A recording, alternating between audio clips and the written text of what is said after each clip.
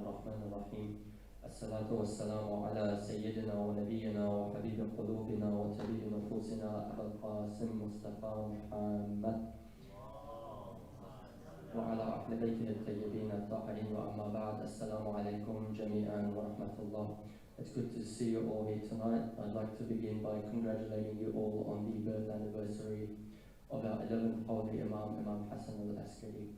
To begin tonight's program, I'd like to call upon initially Brother Ali Gardizi, followed by Brother Sayyid Ali to enlighten our hearts with verses of the Holy Quran, followed by Ziyarat Ali Yasin. Sallallahu ala Muhammad wa ali Muhammad.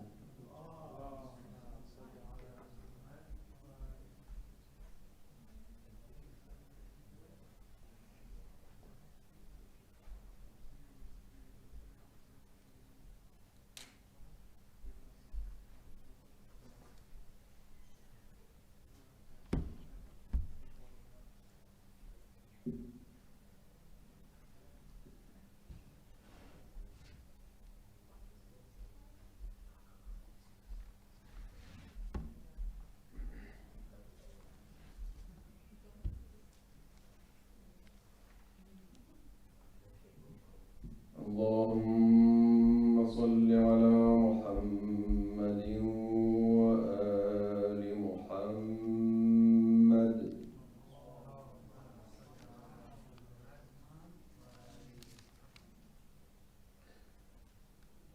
أعوذ بالله من الشيطان الرجيم.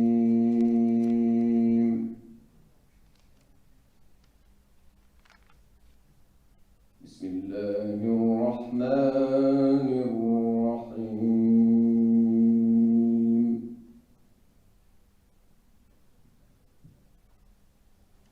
يا أيتها النفس المطمئنة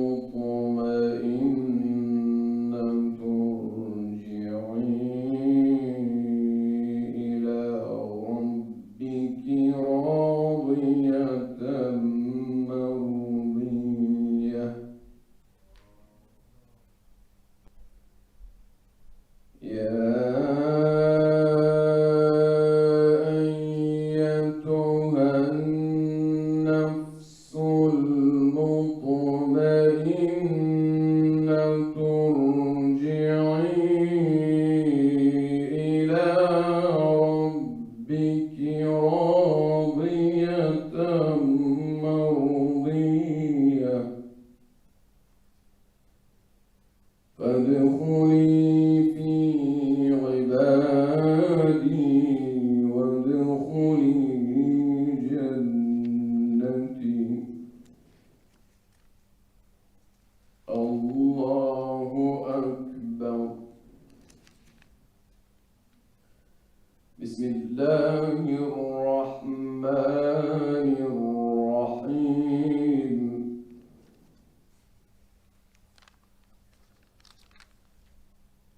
بسم الله الرحمن الرحيم. يا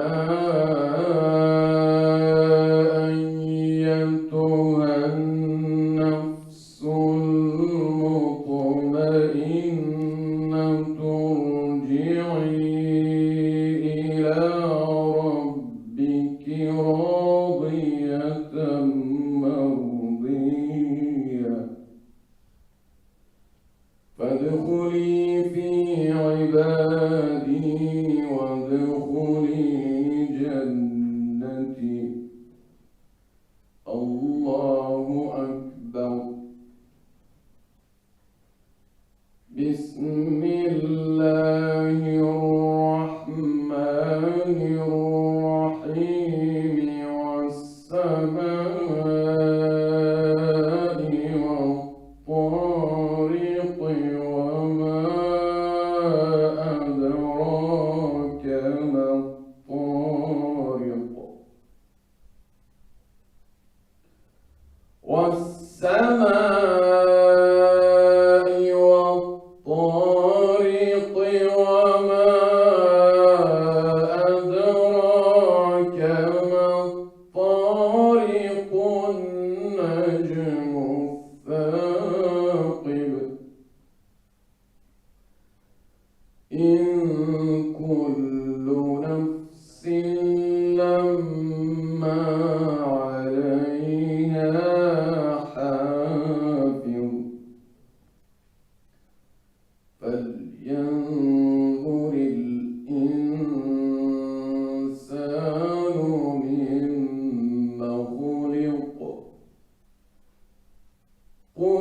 من ماء دافق يخرج من بين الصلب والترائب إنه على رجعه لقادر إنه على رجعه لقادر يوم تبلى السرائر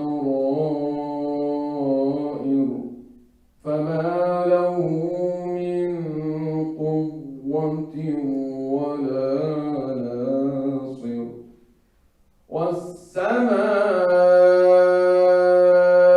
ذات الرجع والأرض ذات الصدع إنه لقول فصل وما هو بالهزل إنهم يكيدون كيدا وأكيد كيدا فمهل الكافرين أمهلهم رويدا صدق الله العلي العظيم صلى على محمد وآل محمد اللهم صل على محمد وآل محمد.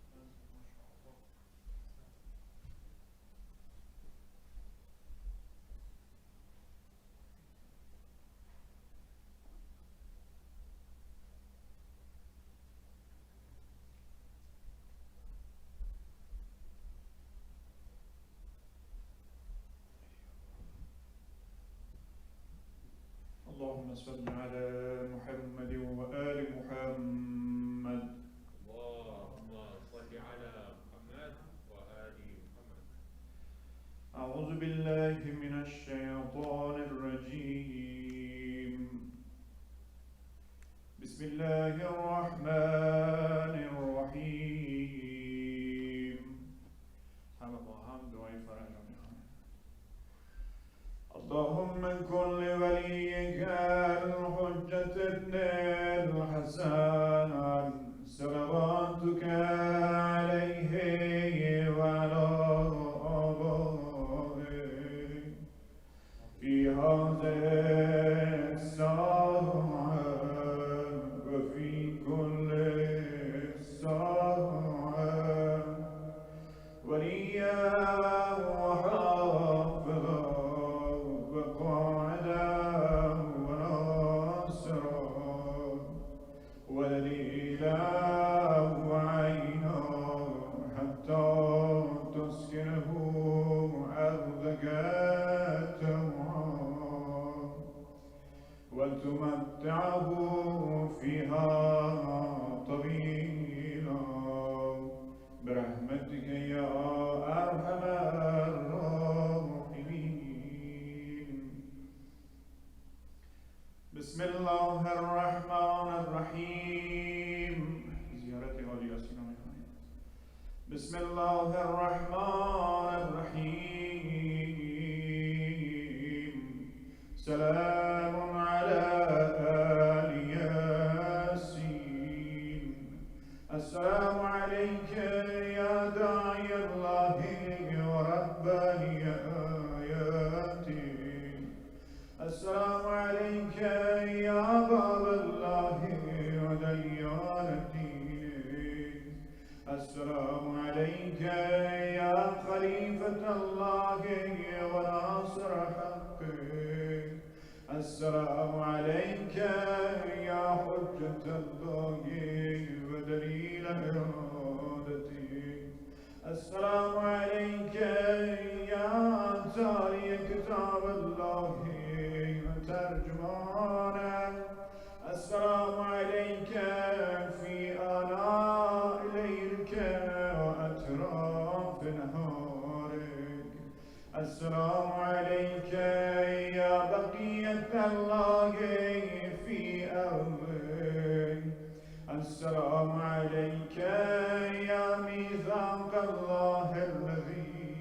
وصدقه ووكله. السلام عليك يا وعد الله الذي ضمنه. السلام عليك أيها العلم المنسوب والعلم المسبوب والغوث والرحمة الواسعة وعدا غير مكذوب. السلام عليك حين تقوم. السلام عليك حين تقعد. السلام عليك حين تقرأ وتبين. السلام عليك حين تصلي وتقنط. السلام عليك حين تركع وتسجد. السلام عليك حين تهلل وتكبر. السلام عليك حين تحمد وتستغفر. السلام عليك حين تصبح وتمسي. السلام عليك في الليل إذا يغشى والنهار إذا تجلى. السلام عليك أيها الإمام المأمون. السلام عليك أيها المقدم المأمول. السلام عليك بجوامع السلام. أشهدك يا مولاي أني أشهد أن لا إله إلا الله وحده لا شريك له وأن محمدا عبده ورسوله لا حبيب إلا هو وأهله. وأشهدك يا مولاي أن عليا أمير المؤمنين حجته والحسن حجته والحسين حجته وعلي بن الحسين حجته ومحمد بن علي حجته وجعفر بن محمد حجته وموسى بن جعفر حجته وعلي بن موسى حجته ومحمد بن علي حجته وعلي بن محمد حجته والحسن بن علي حجته. وأشهد أنك حجة الله. أنتم الأول والآخر وأن رجعتكم حق لا ريب فيها يوم لا ينفع نفسا إيمانها لم تكن آمنت من قبل أو كسبت في إيمانها خيرا وأن الموت حق وأن ناكرا ونكيرا حق.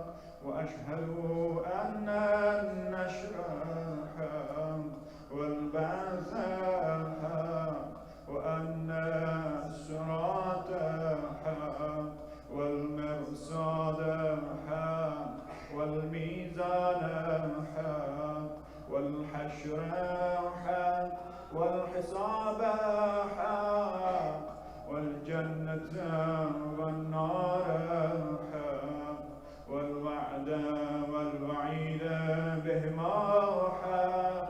يا مولاي شقي من خالفكم وسعد من أعطاكم وسعد من أطاعكم فاشهد على ما أشهدتك عليه وأنا ولي لك بريء من عدوك. فالحق ما رزيتم والباطل ما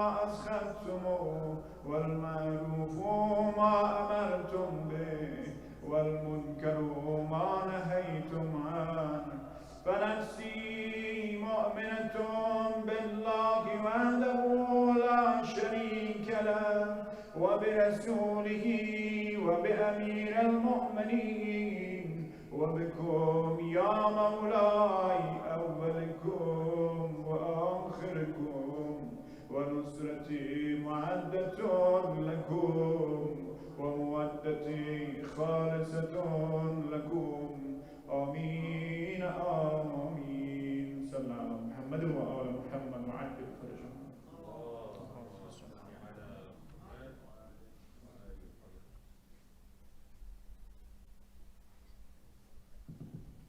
Thank you very much, Brother Sayyid Ali Gadizi and Brother Sayyid Ali Husseini, I believe.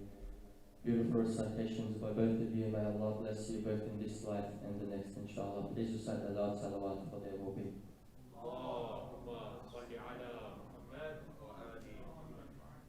Without any further ado, we'll move on to the main part of tonight's program, inshallah, which will be a panel discussion by His Eminence Sheikh Hamad Waqar and Sheikh Ali Safdari. The topic for tonight will be, can we see the Imam during the occultation? Please welcome our dear shuyukh with three of your loudest salawats ala Muhammad wa ali Muhammad.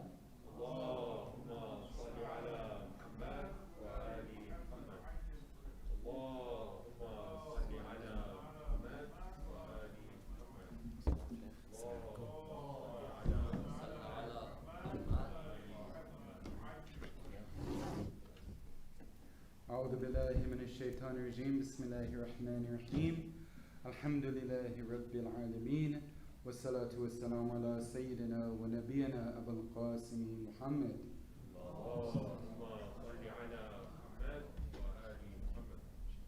وعلى أهل بيته الطيبين الطاهرين المعصومين. Assalamu alaikum everyone. Alhamdulillah, as always, it's an honor and a privilege to be up here with Sheikh Ali and to be with all of you.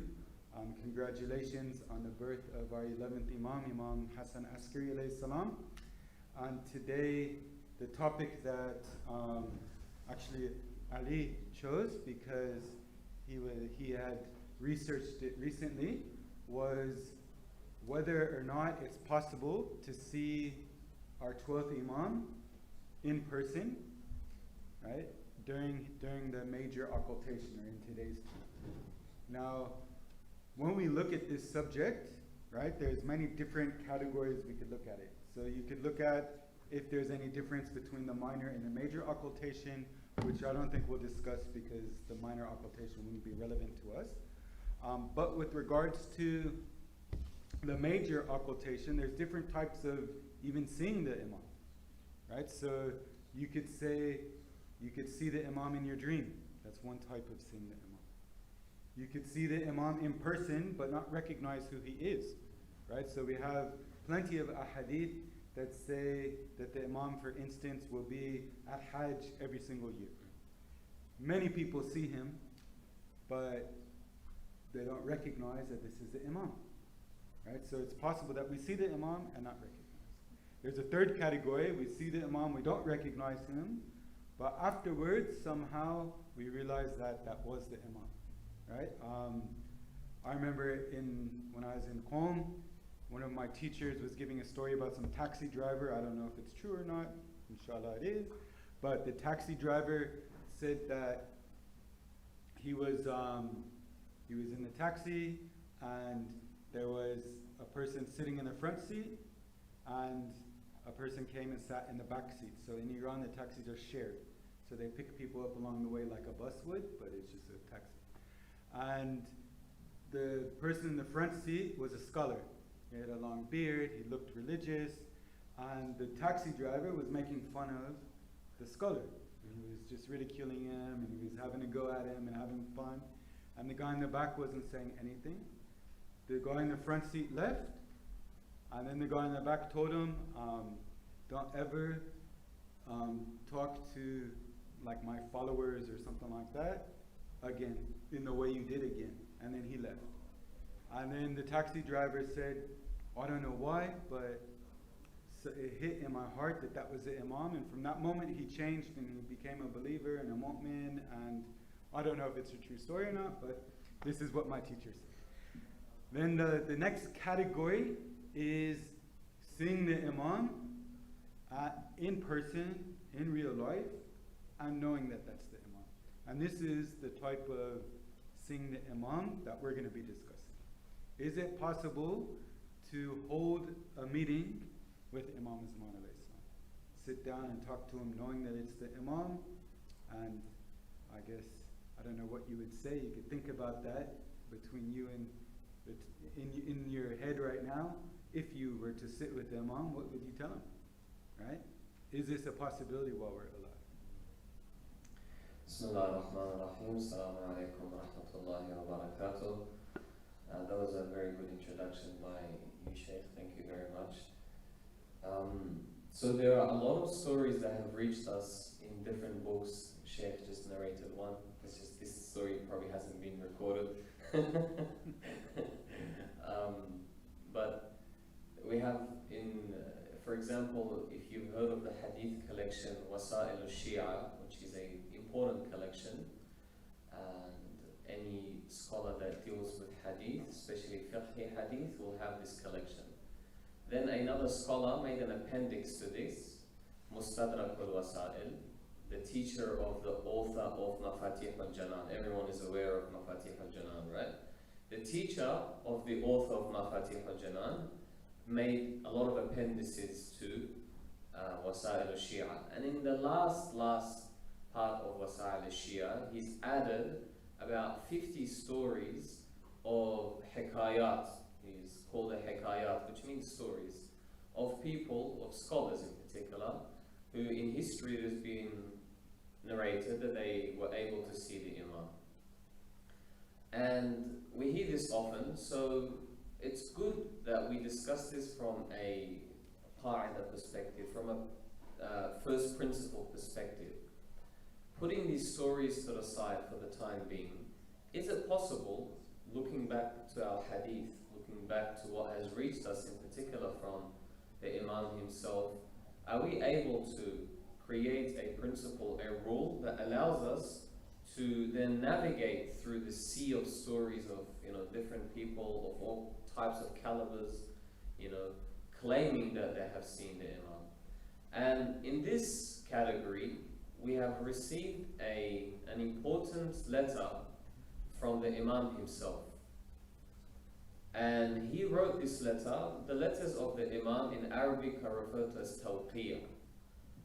These are letters he would write during Ghaybatul Sughra, the minor occultation, and this is one of the last letters, if you like, that has reached us. The content, the text of this letter is recorded, I think Sheikh Tusi has it in his Ghayba, but no, it's Sheikh Saduq in Ikmal al-Din wa Itmam al-Ni'ma. Sheikh Saduq's book has this recorded.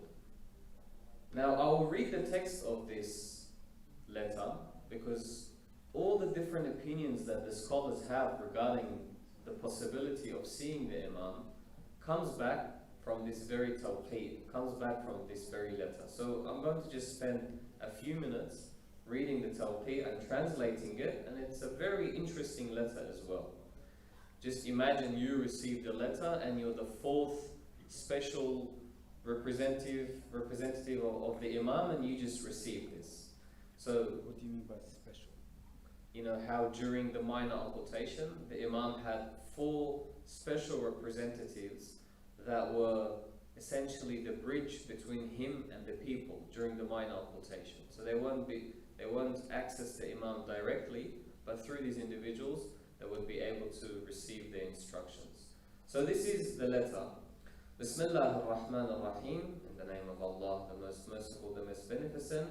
Ya Ali ibn Muhammad al-Samuri. This is the name of the individual, the 4th final representative. أعظم الله أجر إخوانك فيك. This is an expression that Arabs generally use when someone has passed away.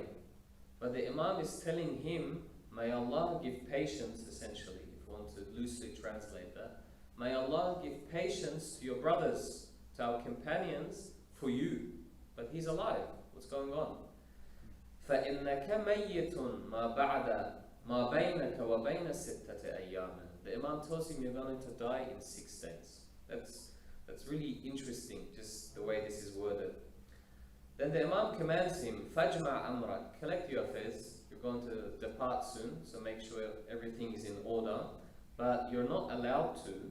وَلَا تُوصِي إِلَىٰ أَحَدٍ فَيَقُومَ مَقَامُكَ بَعْدَ وَفَاتِكَ. You're not allowed to appoint anyone in your position. That is, after you die, the minor occultation is over, and he says, فَقَدْ وَقَعَتِ الْغَيْبَةُ التَّامَّةُ. Surely the great occultation, the complete occultation will begun or has begun. فَلَا ظُهُورَ إِلَّا بَعْدُ إِذْنِ اللَّهِ تَعَالَى. There will be no reappearance or no appearance after the permission of Allah, and this will be after a long time and the hardening of hearts. And then he continues, the most important part that relates to our discussion is this. وَسَيَأْتِي إِلَى شِيعَةِ مَنْ يَدَّعِ الْمُشَاهَدَةِ. And people will come to my Shia, to my followers, claiming mushahada. This is the key term of today's discussion. Mushahada, seeing. Two people seeing each other, it's called mushahada. It's very important to bear that in mind. And then the Imam says this will happen. Beware, ala faman idda'a al-mushahada. Beware, whoever claims to have seen me before the Sufyani, as we know it is one of the signs of the coming of the Imam. And another sign he mentions, فَهُوَ كَذَّابٌ مُفْتَرِي. He is a lying and, what's muftari? Someone who attributes lies. I don't know if there is an equal English term for it. So the Imam is very clear. Whoever claims to have seen me, then he is a lying, he's a liar and he's a muftari, someone who is attributing lies to us. So our ulama have had different ways of reading this hadith, and the first opinion, I will go with the, before we get to the other opinions, the first opinion, which is not an weed opinion, or what they call technically a shadh opinion, an opinion that, you know, very, very few scholars have adopted. No, it's an opinion that some scholars in the past and some recent scholars have also adopted. That, look guys, this report, this letter is saying that we can't see the Imam. Whoever claims that they have seen the Imam is straight out lying. I don't care what their name is, how big their turban is, how big their beard is. None of this matters, because the Imam, as the peak authority, has already mentioned that there will be no seeing. And fair enough. I mean, we read the letter, we'll probably understand the same thing. So that's the first opinion, Sheikh. Yeah, so this is the main hadith that's used when discussing this issue. As I mentioned, there's hadith that talk about the Imam going to Hajj, but remember the issue is not just whether or not he's seen as someone who's not understood that that's the Imam, right? In this hadith, it's talking about meeting with the Imam, right? Although the word mushahada could be used in both cases, but here, like what this hadith is saying is that someone who claims that they've seen me and that they had a meeting with me is lying, right? At Hajj, you're not going to say, oh, I saw someone I didn't know and that was the Imam, right? So it's different. Now, this one, some people, before we get into the actual meaning of the tradition, some people have tried to attack the hadith in aspect of its chain of narration, right? Now, the problem with that is that many ulama have acted upon this hadith, right? In addition to that, the hadith, like the chain is very strong, because Sheikh Saduq mentions it, and he was alive during the minor occultation. So there's very few links in this chain, and then it's come to us from him. So it's considered a very strong hadith. So it's pretty much a very weak opinion to say that this hadith is weak. Right? So we have to take the hadith as being an authentic hadith, and hadith meaning the letter. So the letter was actually written by the Imam, and we accept that. Now, that being said, as Sheikh Ali mentioned, first opinion is that no one can meet with the Imam. The problem with that is that we have, as you mentioned in Mustadrak al-Wasail, and also many other books that exist. So there's books by Sayyid Hashim Dahrani, other scholars as well. There's 4 or 5 very famous books, and then there's many other books that are dedicated 100% to stories of ulama and big ulama meeting the Imam. Right? And I remember when I was in Qom, and I'm sure you have this experience as well, these stories are very popular, where people mention that such and such scholar met with the Imam, had contact with the Imam, and this comes out after that scholar passes away, usually. Right? So are we to say, no,